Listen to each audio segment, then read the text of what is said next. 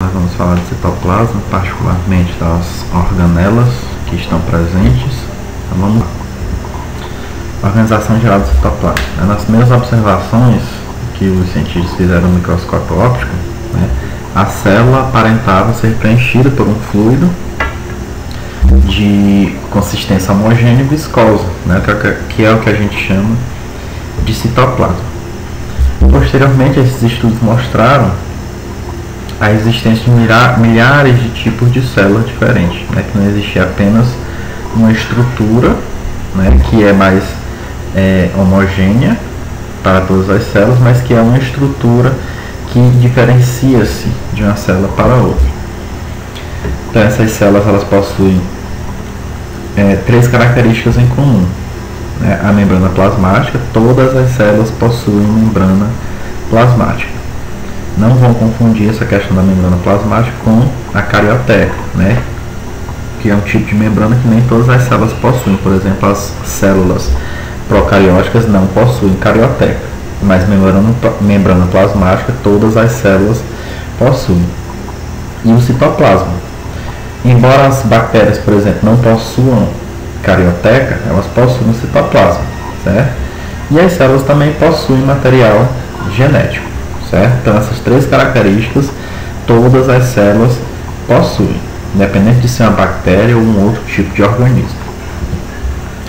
Pode distinguir dois padrões básicos de organização celular, que é o que nós já falamos, as células procarióticas e as eucarióticas. As procarióticas não possuem núcleo por não possuir carioteca, enquanto que as células eucarióticas são mais complexas, que é esse tipo de célula que vocês animal. E aqui nós vamos ver a estrutura de uma célula vegetal com algumas diferenças, como por exemplo a presença de cloroplastos e um vacúolo central, que tem função osmorregulatória.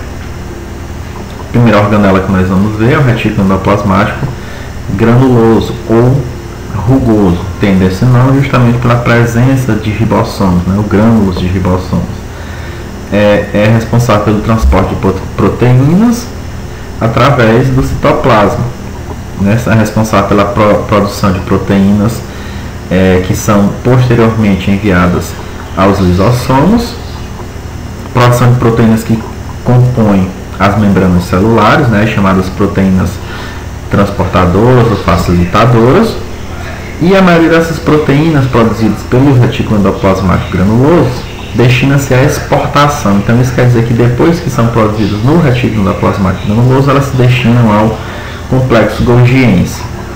Essas proteínas elas também constituem o citoesqueleto, nós vamos ver mais adiante, e atuam no citossol do núcleo celular, e são produzidos por ribossomos livres, que nós estamos vendo aí no final da imagem, no pano de fundo, que estão presentes no citossol.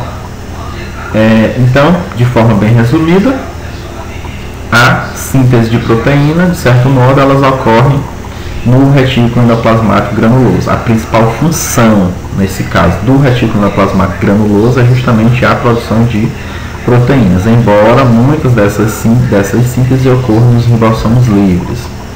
Então, dependendo da sequência de aminoácido inicial da proteína, ela vai ser produzida pelos ribossomos livres no citossol ou pelos ribossomos que estão presentes no retículo endoplasmático granuloso. Passando adiante, aqui vocês podem ver as cisternas do retículo endoplasmático granuloso e do liso, certo? Essas bolsas aqui, lumen é essa partezinha aqui já no final, certo?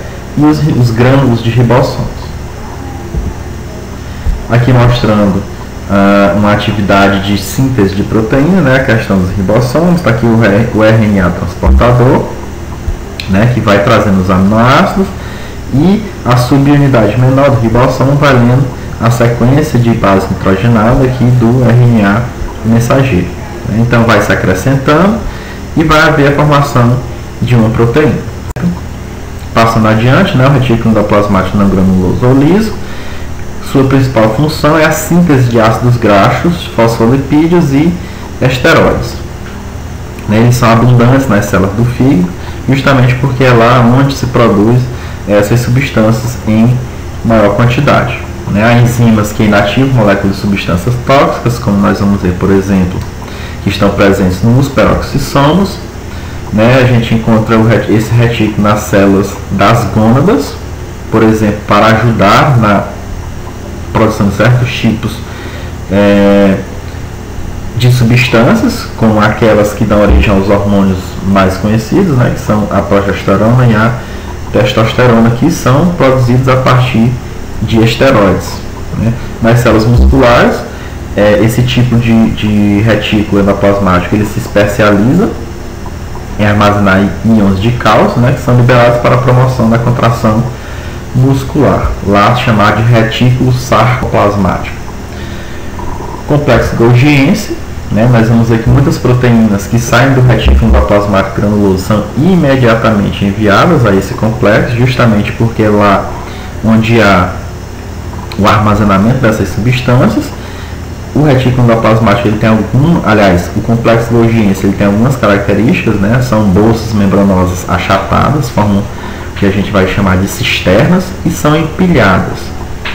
Nas células vegetais, né, eles estão dispersos pelo citoplasma, são chamados de golgiossomos ou de dictiossomos.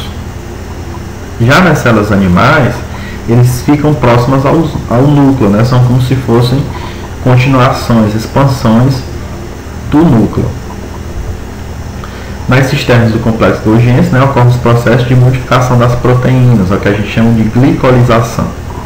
Né, ocorre a síntese de carboidratos e também as cisternas, o complexo golgiense é responsável pela secreção celular, ou seja, ele secreta, ele exporta certas substâncias para outros locais, para outras organelas. As proteínas que saem, né, do retículo endoplasmático granuloso são transferidas ao complexo golgiense por meio de vesículas de transição, que por sua vez, ao chegar ao complexo, essas proteínas elas são empacotadas, armazenadas e muitas vezes logo exportadas para outras organelas, como por exemplo os lisossomos. Né? As cisternas do complexo golgiense elas são polarizadas, ela tem uma face cis e uma face trans, ou seja, uma face que se comunica com o complexo golgiense e aquela outra face de onde vão se desprender essas vesículas. Então tem uma face cis voltada ao retículo endoplasmático granuloso e uma face trans que está voltada para o desprendimento das vesículas, aqui mostrando, né, as cisternas, que é justamente essas bolsas achatadas, mostrando aqui o complexo golgiense, né, formato aqui, a face trans, que é justamente voltada à secreção dessas bolsas, dessas vesículas membranosas, e nós vamos ter a face cis, que está mais voltada para o retículo endoplasmático. Passando adiante, enzimas e substâncias de natureza proteica, né, como muco e hormônios, são secretados pelo complexo golgiense. Vocês estão vendo aqui, né, alguns tipos de substâncias vão sendo secretados lá para o fígado ou para o pâncreas. Já nas células vegetais, né, o complexo golgiense ele secreta certo tipo de substâncias, nós vamos chamar de glicoproteínas. Né, são proteínas ligadas a moléculas de carboidratos, né, alguns polissacarídeos, como a pectina e a hemicelulose, que vão estar presentes em associação lá na parede celulósica, né, que integram a parede celular e constitui um cimento que une as células vizinhas. Há um papel muito importante, né, no complexo golgiense. Ele dá origem ao acrossomo, né, que é aquela partezinha superior dos espermatozoides. Como vocês podem ver aqui, né, no final, né, a espermática, quando passa por diversas reações, divisões, nós vamos ter ao final aqui o acrossomo, que é fruto da modificação do complexo golgiense. Ele resguarda várias enzimas, certo? Que vão ser responsáveis posteriormente, quando entrar em contato com o óvulo, por fazer a liberação, que nós vamos chamar de reação acrossômica, e vai conseguir perfurar o óvulo e penetrar até chegar ao seu núcleo. nós vamos ter aqui os lisossomos, né, e a sua função de digestão intracelular, né. Esses lisossomos eles são produzidos a partir do complexo Golgiense, né, são bolsas membranosas intracelulares que contêm aproximadamente aí mais de 80 tipos de enzimas digestivas, como por exemplo as nucleases, proteases e fosfatases.